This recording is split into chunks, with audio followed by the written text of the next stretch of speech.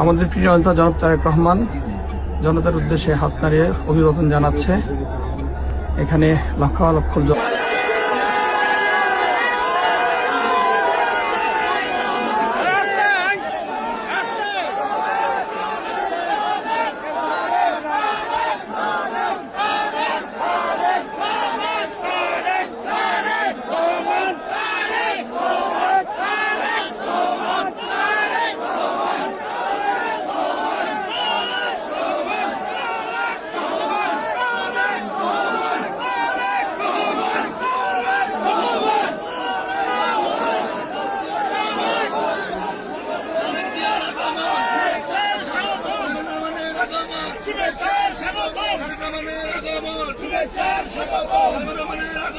শুভেচ্ছা স্বাগত।